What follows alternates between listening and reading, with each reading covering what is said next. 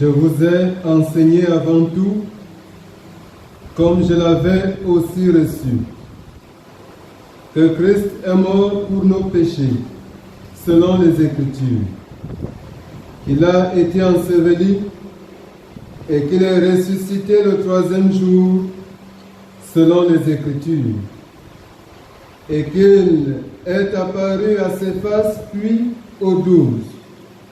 Ensuite, il est apparu à plus de 500 frères à la fois, dont la plupart sont encore vivants et dont quelques-uns sont morts.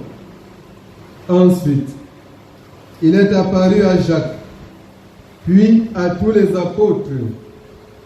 Après eux tous, il m'est aussi apparu à moi comme à l'avorton. À vous tous, bien-aimés peuple du Seigneur, appelés à faire la rencontre spirituelle du Christ de la foi. La grâce, la miséricorde et la paix sont données de la part de Dieu le Père et du Seigneur Jésus le Christ, le ressuscité, le Dieu vivant. Amen.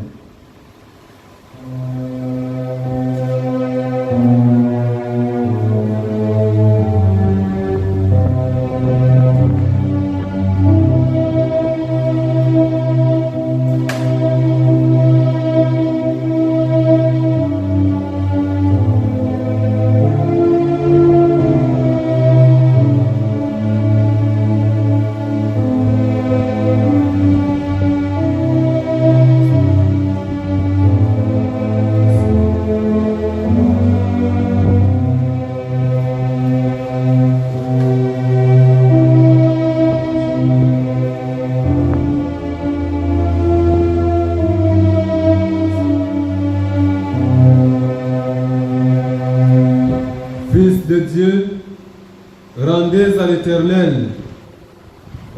à l'Éternel gloire et honneur.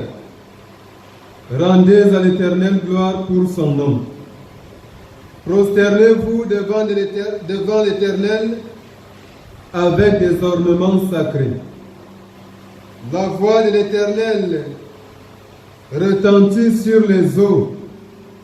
Le Dieu de gloire fait gronder le tonnerre. L'Éternel est sur les grandes eaux. La voix de l'Éternel est puissante.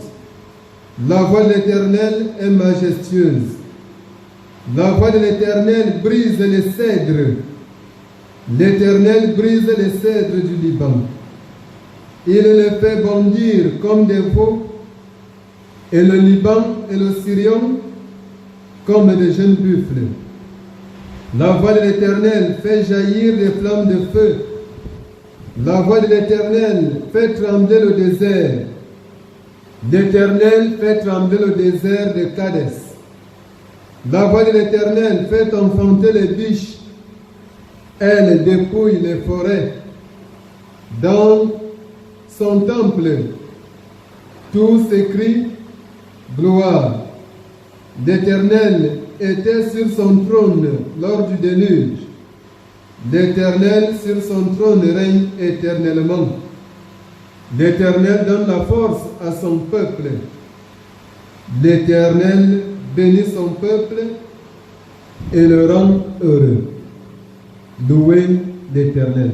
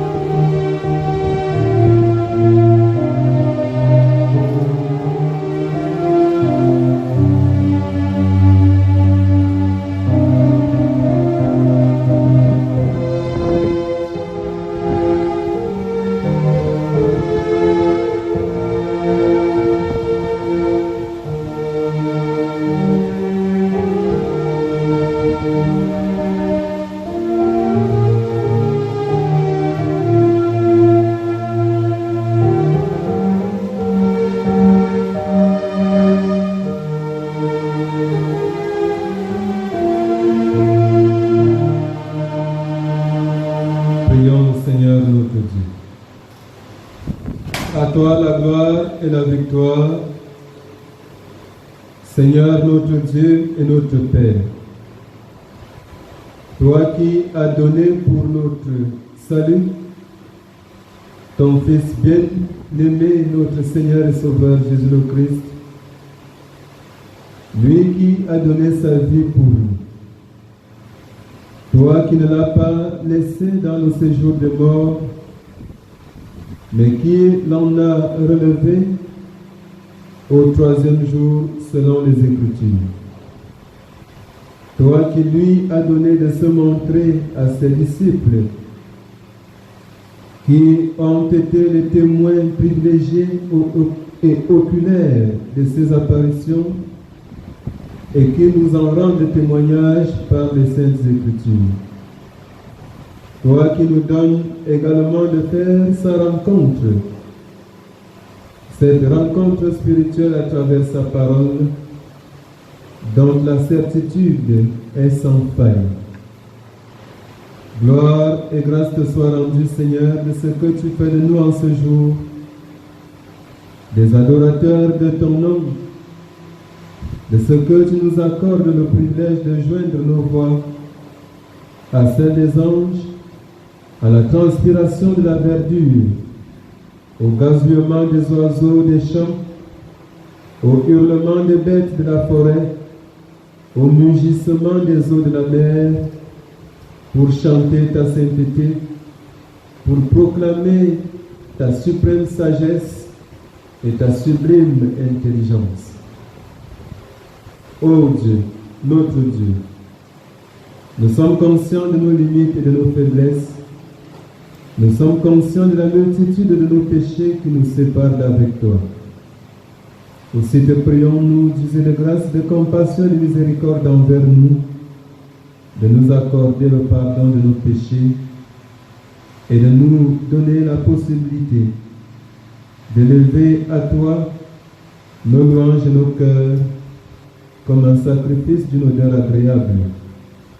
Et puisqu'il n'existe aucune voie de nous vers toi, mais de toi vers nous, descends en nos cœurs et au milieu de nous. Et donne-nous la grâce de ta révélation, afin que nous fassions avec toi cette rencontre d'amour qui nous transforme et nous restaure. Au nom de Jésus-Christ, ton Fils, notre bien-aimé Sauveur et Seigneur, qui vit et règne avec toi dans l'unité de l'Esprit Saint, le seul Dieu béni et vivant, au siècle des siècles. Amen. Confessons notre foi en proclamant.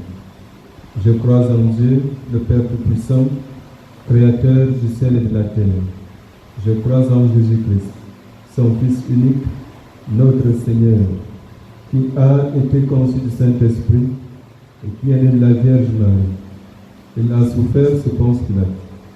Il a été crucifié, il est mort. Il a été enseveli, il est descendu aux enfers. Le troisième jour, il est ressuscité des morts. Il est monté au ciel. Il siège à la droite de Dieu, le Père Tout-Puissant. Il reviendra de là pour juger les vivants et les morts. Je crois en l'Esprit Saint. Je crois la Sainte Église universelle, la communion des saints, la rémission des péchés, la résurrection de la chair et la vie éternelle. Amen.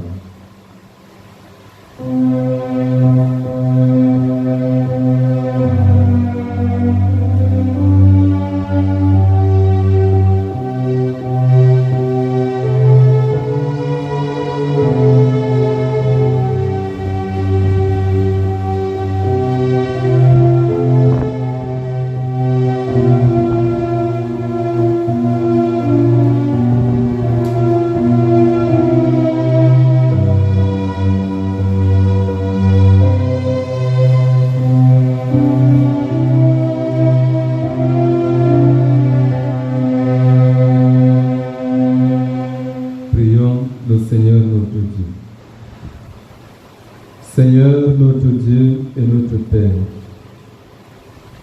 puisqu'il t'a plu de nous donner la grâce de te connaître et d'être nourri par ta parole et abreuvé à la source de ta révélation. Donne-nous, Seigneur, la grâce de lire, de méditer, de comprendre, de garder et de mettre en pratique ce que ta parole nous prescrit. Au nom de Jésus-Christ, la parole faite chair. Amen. Lisons une portion de l'Écriture sainte tirée du Nouveau Testament, notamment du livre des Actes des Apôtres. Actes des Apôtres, chapitre 9, les 9 premiers versets. Actes des Apôtres, chapitre 9, les versets 1 à 9. En voici la teneur. Cependant, Saul respirait encore la menace et le meurtre contre les disciples du Seigneur. Il se rendit chez le souverain sacrificateur et lui demanda des lettres pour les synagogues de Damas, afin que, s'il trouvait des partisans de la nouvelle doctrine, hommes ou femmes, il les amena liés à Jérusalem. Comme il était en chemin et qu'il approchait de Damas, tout à coup, une lumière venant du ciel resplendit autour de lui. Il tomba par terre et il entendit une voix qui lui disait: Saul, Saul, pourquoi me persécutes-tu? Il répondit: Qui es-tu, Seigneur? Et le Seigneur dit: Je suis Jésus que tu persécutes. Il te serait dur de répliquer contre les aiguillons. Tremblant et saisi d'effroi, il dit: Seigneur, que veux-tu que je fasse? Et le Seigneur lui dit: Lève-toi, entre dans la ville, et on te dira ce que tu dois faire. Les hommes qui l'accompagnaient demeurèrent stupéfaits. Ils entendaient bien la voix, mais ils ne voyaient personne. Saul se releva de terre et, quoique ses yeux fussent ouverts, il ne voyait rien. On le prit par la main et on le conduisit à Damas.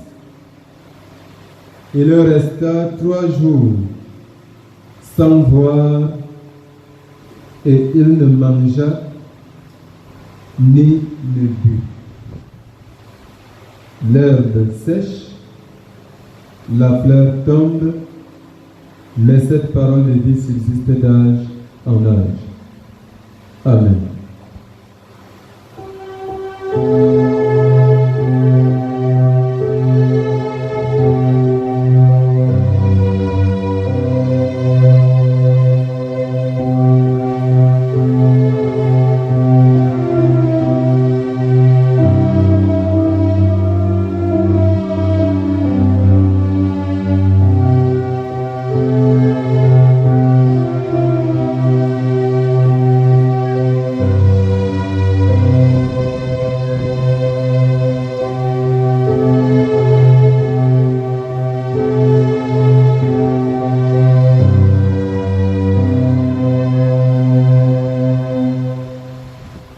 Bien-aimés, peuple du Seigneur,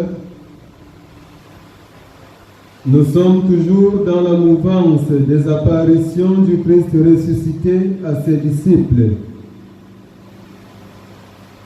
Mais le passage dont lecture vient d'être faite est quelque peu embarrassant quant à sa situation dans l'histoire de l'Église. En effet, la perspective de l'auteur du 3e évangile et du livre des Actes des Apôtres situe ce passage dans la mouvance de l'Église naissante. Une Église qui part de la communauté de Jérusalem en réponse à la grande mission à elle assignée par le Christ, qui va donc jusqu'aux extrémités de la terre pour porter la nouvelle du salut, la bonne nouvelle. Mais une Église qui fait face à la persécution orchestrée dans ses débuts par les Juifs et notamment par la caste des pharisiens, partisans ces pharisiens de la stricte observance de la loi de Moïse, qu'ils avaient d'ailleurs entouré de pas mal d'interprétations. Et se positionnant ces pharisiens en défenseurs de la religion juive et de son authenticité. Pourtant, le passage en lui-même raconte une autre apparition du Christ ressuscité à celui qui n'aurait pas été disciple du Jésus de Nazareth, le Jésus de l'histoire, mais qui, suite à cette rencontre avec le Christ ressuscité, deviendra apôtre. Saul. Ce qui captive en réalité notre attention à la lecture de ce passage n'est rien d'autre que la question essentielle que Saul pose au Seigneur dans cette vision qui le frappe sur le chemin de Damas. Seigneur, que veux-tu que je fasse? Et c'est de là, au verset 6, que nous vient le thème de notre méditation du jour. Que veux-tu que je fasse? Une question essentielle. Que veux-tu que je fasse? Une question essentielle. Saul, né à Tarse en Cilicie, va bénéficier du travail de ses parents pour acquérir la citoyenneté romaine, un statut qui dans la cité de l'époque lui garantissait donc un certain nombre de droits. Il était citoyen romain et en tant que tel, la loi de l'Empire le protégeait. Il maîtrise d'ailleurs cette loi et il peut l'évoquer de temps à autre pendant son ministère apostolique postérieur à sa rencontre avec le Christ ressuscité. Mais avant cette rencontre qui va changer toute la vie de Saul, commençons par préciser qu'il n'y a aucun lien entre le nom Paul et le nom Saul et la transformation, c'est-à-dire la régénération, le changement de direction de l'apôtre. On a souvent développé une théologie d'un changement de nom de Saul à Paul, c'est une théologie qui n'a pas de fondement biblique. Elle n'a pas de fondement solide. Elle ne tient pas. Saul a connu la rencontre du Christ et il en est sorti régénéré et totalement refait.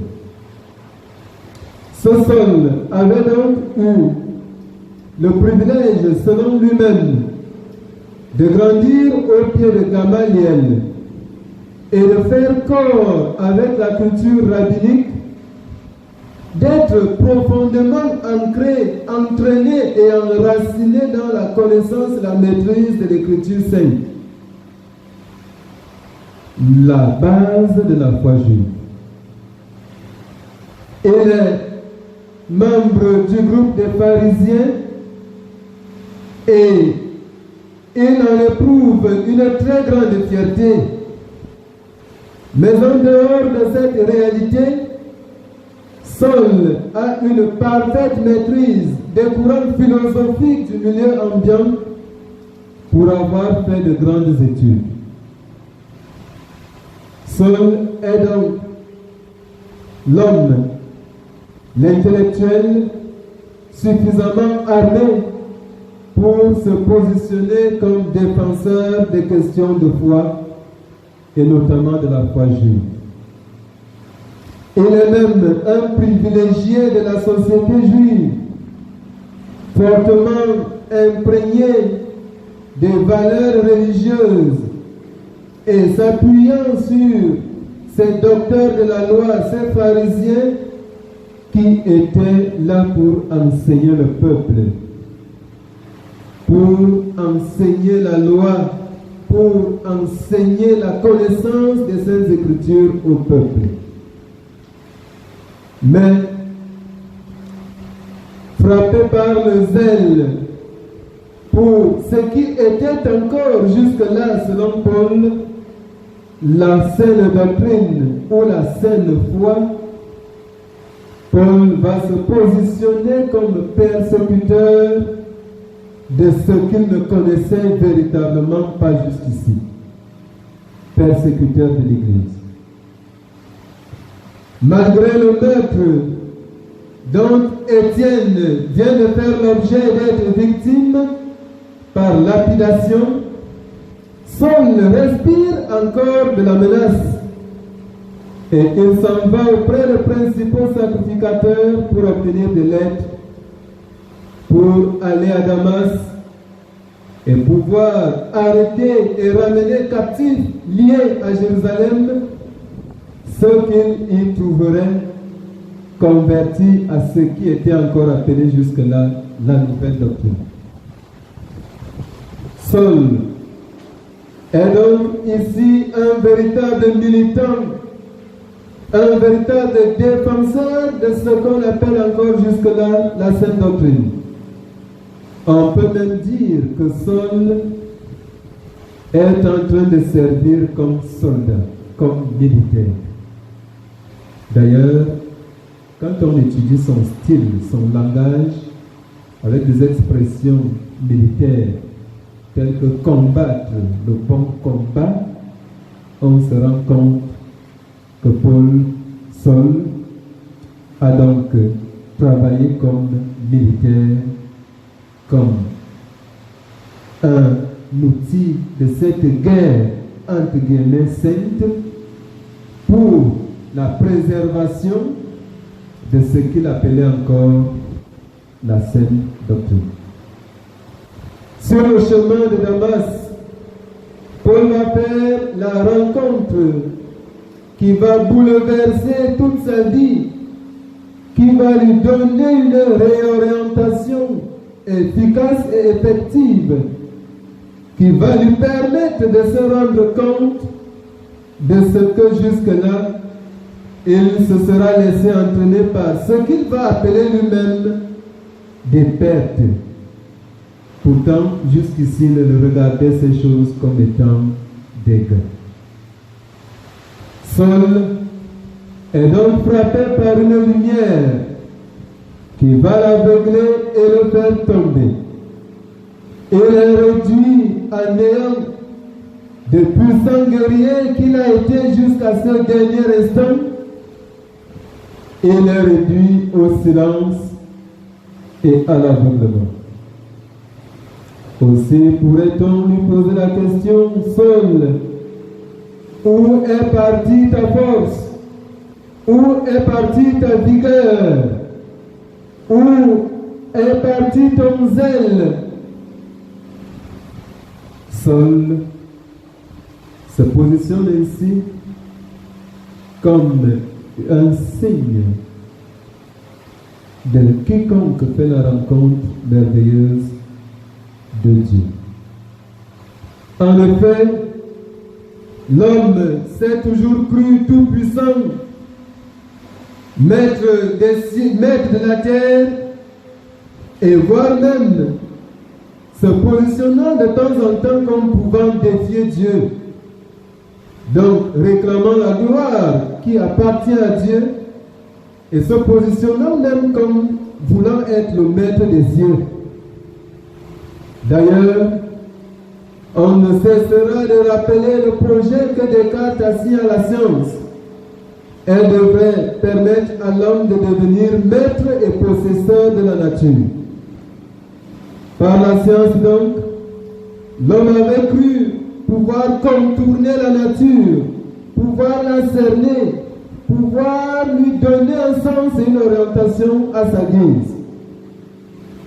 L'homme a souvent été animé par ce sentiment de la grandeur, ce sentiment de la puissance. D'ailleurs, depuis le jardin d'Éden, depuis que nous avons mangé le fruit défendu, nous nous sommes positionnés en rival vis-à-vis du Créateur. Ainsi, jusqu'à ce que l'homme fasse la rencontre de Dieu par sa révélation, et il ne cesse alors de se laisser entraîner par ses mensonges, ses illusions au sujet de sa prétendue toute-puissance. C'est lorsqu'on fait la rencontre avec le Dieu Tout-Puissant que l'on se rend compte finalement qu'on est tout petit et je dirais insignifiant devant Dieu. Paul en a fait l'expérience et il peut nous servir d'exemple, de signes d'alerte pour que nous qui nous laissons encore tromper par des idées de grandeur, de puissance, que nous sachions en réalité que nous ne sommes rien devant la puissance divine. Et c'est pour cela que nous pouvons donner raison à une certaine opinion qui regarde la pandémie de notre temps comme étant une façon, une manière pour le Seigneur notre Dieu de nous rappeler qu'il est tout-puissant, de nous rappeler la fragilité humaine, de nous rappeler l'insignifiance de l'homme, de nous rappeler la faillibilité de tous les procédés scientifiques et technologiques par lesquels l'homme a toujours essayé de saisir la nature. Elle nous échappe. Et nous allons encore tomber d'accord avec ce penseur qui dit qu'en réalité, l'homme est un roseau, le plus faible de la nature. Et même s'il est grand parce qu'il pense, il ne peut pas penser plus que le Créateur qu'il a créé et qui lui a donné cette aptitude, cette capacité, cette faculté et qui la contrôle du haut des cieux. Dans le psaume que nous avons lu à l'entame de ce service, le psalmiste célèbre la grandeur, la toute-puissance redoutable de Dieu. La voix de l'Éternel seule fait enfanter les biches, elle dépouille les forêts, elle brise les cèdres. Et le psalmiste nous exhorte à invoquer le nom du Seigneur et à ne point faire confiance aux chars, aux grands et à la multitude des chevaux. Bien-aimés peuple du Seigneur, nous sommes appelés à travers ce récit de l'apôtre Paul, de sa rencontre avec le Christ de la foi, à comprendre que nous ne sommes rien. Aussi avons-nous l'obligation, si nous voulons vivre et survivre, de nous réconcilier avec Dieu le Père, Créateur de toutes choses, qui seul est capable de nous sortir de toutes les situations difficiles de notre vie et de nous donner la nette orientation dans les situations de joie et d'allégresse que nous pouvons connaître tout au long de notre existence. Il est question pour nous d'exprimer notre soumission authentique à ce Dieu merveilleux et tout-puissant. D'ailleurs, quand nous essayerions de prouver que nous ne sommes pas dépendants vis-à-vis de ce Dieu, il nous démontrera toujours que nous ne pouvons rien, mais alors rien faire sans lui. Car le Christ est le seul vrai cep sur qui nous devons nous accrocher pour espérer faire quelque chose, produire du fruit. L'apôtre, selon qu'il deviendra après cette rencontre, seul peut donc, s'étant rendu compte de cette réalité, se remettre totalement à la sagesse divine. Le Christ vient de se révéler à lui. Paul lui demande: qui es-tu, Seigneur? Je croyais persécuter ceux qui se positionnaient contre toi. Mais qui es-tu, Seigneur, que je persécute? Seul comprend qu'il est saisi par une puissance suprême. Il comprend qu'il n'est point saisi par la force d'un homme, mais par la force divine qui surpasse toutes les forces. Qui es-tu? À cette question, le Seigneur répond en se présentant, en se révélant à l'apôtre: je suis Jésus que tu persécutes. Il faut remarquer que Paul n'avait pas rencontré le Jésus historique et ne l'avait point persécuté. Il avait persécuté les disciples de Jésus, ceux qui exprimaient leur foi d'une manière libre et libérée, volontaire et voulue, leur foi en Jésus.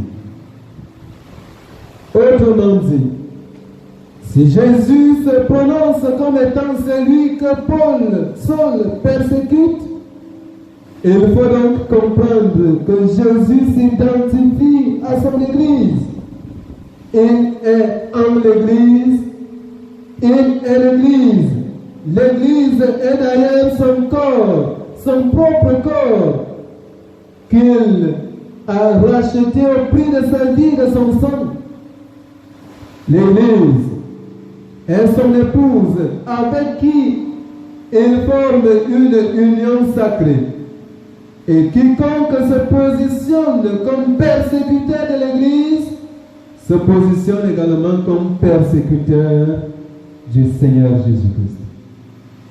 Quiconque se positionne donc comme destructeur de l'Église, comme pesanteur à l'action et à l'activité de l'Église, doit s'attendre à rencontrer le Seigneur qui pourrait le frapper de sa lumière, signe de sa révélation. Et il faut encore espérer que le Seigneur vienne à cela plein de miséricorde et de bonté, que plein de vengeance et dans la perspective de la rétribution. Car s'il choisissait alors la deuxième possibilité, ce ne serait que ruine pour cela.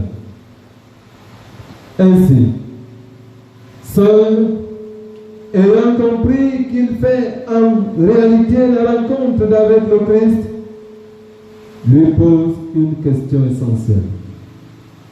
Que veux-tu que je fasse? Que veux-tu que je fasse? Seul, par cette question, confesse que jusqu'ici, il n'avait fait que croire faire la volonté de Dieu. Il se rend compte, il se ravise, il se rebiffe, il se retrouve dans la perspective de quelqu'un qui ne faisait que voguer dans le noir. Il ne comprenait jusqu'ici rien à ce qui était réellement la volonté de Dieu. Maintenant, il prend la résolution de sonder le Seigneur pour que le Seigneur lui dise ce qu'il a à faire. Que veux-tu que je fasse? Un penseur disait, c'est de la crise de confiance ou de conscience que naît la prise de conscience. Paul a connu une profonde crise de conscience. Heureusement, lui, il a su se saisir de cette opportunité pour prendre conscience, mais surtout pour solliciter l'éclairage divin afin que le Seigneur lui-même lui dise ce qu'il a à faire, que le Seigneur lui fixe une orientation à son action et à sa vie. Paul ne questionne pas le Seigneur sur ce qu'il a à entendre ou à comprendre, mais sur ce qu'il a à faire. Il est donc toujours dans la perspective de cet homme d'action qu'il a toujours été, mais il voudrait désormais poser des actes et des actions qui aillent en phase avec la volonté de Dieu. Parfois, on croit faire la volonté de Dieu. On croit croire. On croit agir selon la volonté de notre Dieu, alors que nous, par nos convictions personnelles, par notre prétendue sagesse, notre pseudo-intelligence. Le Seigneur voudrait en ce jour se révéler à nous, à toi, mon frère, ma sœur, et nous donner une orientation réelle selon sa volonté à notre vie, à notre action, à nos actes. Seigneur, que veux-tu que je fasse? Et il faut dire que dans sa réponse, le Seigneur Jésus-Christ ne dit pas immédiatement à l'apôtre ce qu'il a à faire. Il veut que Saul passe d'abord ses jours sans boire, sans manger ni boire. Il est question d'un petit séjour dans la ville. Selon ce séjour est de 3 jours. Il a fait 3 jours dans la maison sans voir quoique ses yeux fussent ouverts, sans manger, sans boire. N'est-ce pas là l'expression d'un jeûne, d'une abstention? N'est-ce pas là l'expression de la petitesse ressentie et consentie par Saul? N'est-ce pas là l'expression de la confession de la grandeur et de la toute-puissance du Christ ressuscité? N'est-ce pas là l'expression de quelqu'un qui attend avec patience, avec pleine conviction, avec foi, la révélation de la volonté de Dieu? N'est-ce pas là l'expression, la figure même de quelqu'un qui, ayant fait la rencontre avec le Christ ressuscité, se remet totalement à la sagesse de Dieu pour pouvoir trouver la nouvelle orientation que le Seigneur fixe à sa vie et à son action. Bien-aimé peuple du Seigneur, Le Seigneur nous a certainement donné du temps pour que nous nous taisions, pour que nous renoncions à toutes nos aspirations et que nous écoutions sa voix qui nous révèle sa volonté sous l'éclairage lumineux de son Esprit Saint. Le Christ ressuscité vient à nous en ce jour, plein d'amour et de grâce, plein de compassion et de miséricorde.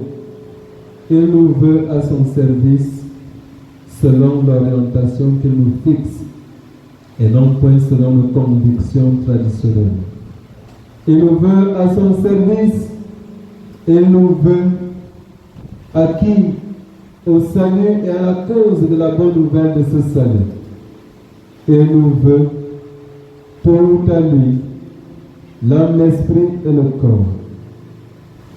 Soyons donc ouverts à cette lumière de sa révélation et en étant saisis, soyons ceux-là qui s'en remettent totalement et profondément à la sagesse de Dieu, afin que lui, Jésus, qui est le chemin, la vérité et la vie, nous conduise au Père dans la vérité, dans la justice, dans l'équité, pour la vie éternelle. Que veux-tu que je fasse? Une question essentielle. Amen. Prions le Seigneur notre Dieu. Seigneur notre Dieu et notre Père, tu te révèles à nous comme ce Dieu tout-puissant. C'est toi qui dis et la chose arrive. C'est toi qui fais ce que tu veux. C'est toi qui contrôles les profondeurs de la terre, qui contrôle la terre dans son ensemble, les cieux, l'univers tout entier. Nous te rendons grâce de ce que tu nous apprends encore en ce jour, que toi seul es tout-puissant et que devant ta toute-puissance, nous devons exprimer notre foi et notre soumission. Notre Dieu et notre Père, toi seul sauras donc donner sens à notre vie. Saisis-toi de nos mains et de nos pieds. Saisis-toi de notre être tout entier, l'âme, l'esprit et le corps. Conduis-nous toi-même par ta main paternelle et puissante, afin que tous les jours de notre vie, nous soyons à ton service pour faire ta gloire et ta volonté. Souviens-toi du monde frappé par cette pandémie à coronavirus. Nous te prions de soutenir et de consoler les familles dont les membres ont été emportés par cette maladie. Soutiens ceux qui sont malades dans tous les pays à travers le monde. Soutiens les systèmes de santé de nos différents États, submergés et véritablement mis en difficulté. Soutiens, Seigneur, les gouvernants appelés à trouver des réponses à tous les besoins qui sont corollaires à la propagation de cette pandémie et aux lois qu'elle dicte, notamment celles relatives au confinement. Nous te supplions, Seigneur, dans ce contexte de crise, de raviver la flamme de la foi et de restaurer toujours ton Église et ce que tu appelles du milieu de cette Église à être au service de ton peuple. Soutiens l'action de cette Église. Permets qu'elle soit celle qui prêche l'espérance dans ce contexte de crise et celle qui encourage le peuple de Dieu à te rester fidèle, soumis et obéissant dans ces circonstances particulièrement difficiles. Nous te prions, Seigneur, notre Dieu, notre Père,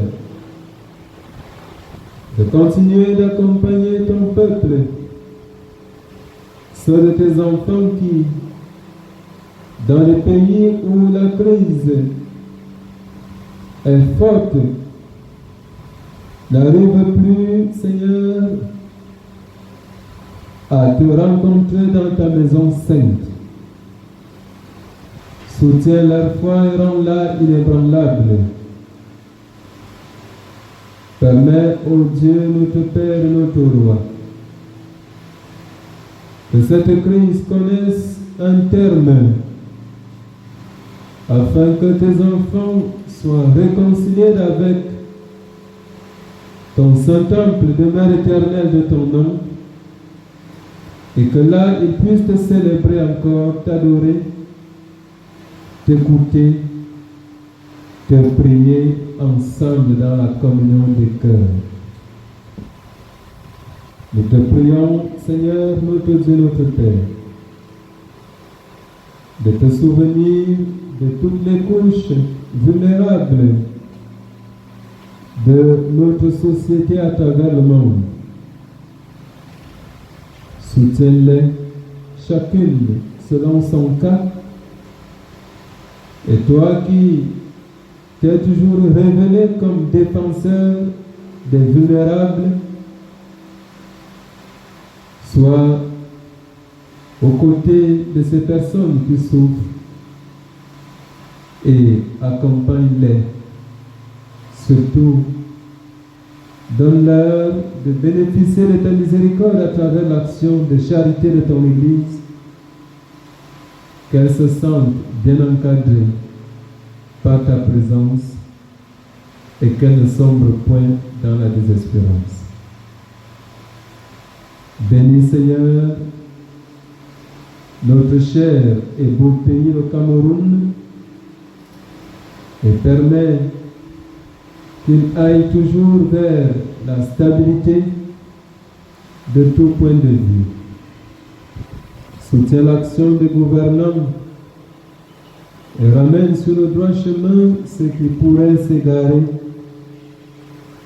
Donne-nous, Seigneur, de rechercher le bien de ce pays dans toutes nos actions, dans toutes nos attitudes, dans toutes nos paroles. Que l'intérêt général, l'intérêt national soit au centre de nos préoccupations dans tous les domaines de la vie, en société. Donne, Seigneur, à chacun des concitoyens de ne point faire prévaloir l'intérêt personnel et égoïste, mais animer des exigences éthiques chrétiennes de la charité et de la miséricorde. Apprends-nous, Seigneur, à rechercher le bien des autres. Béni sois-tu, Seigneur, tendre Père Céleste, toi qui nous écoutes, nous pardonnes et nous exauces, au nom de Jésus-Christ, ton Fils, notre Seigneur et notre Sauveur, à qui soit gloire, force, majesté et puissance, maintenant comme hier, demain, et au siècle des siècles. Amen.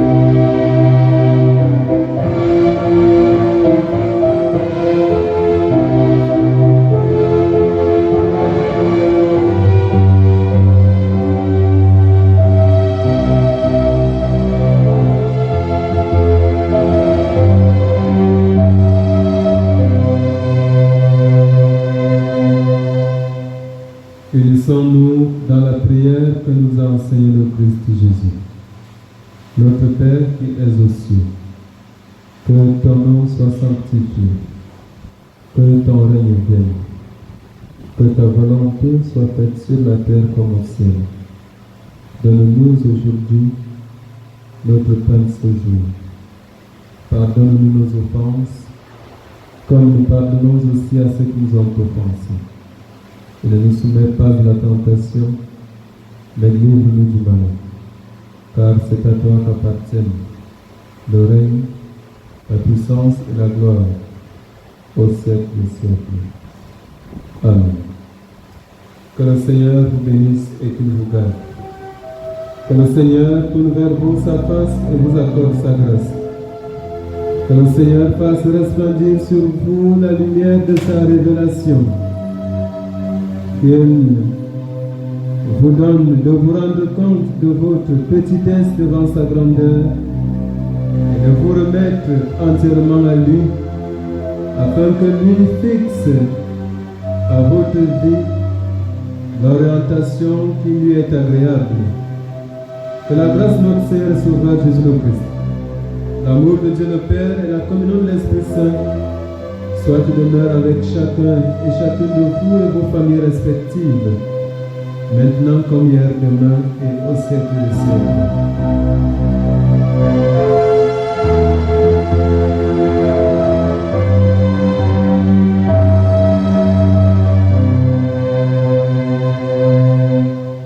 Amen.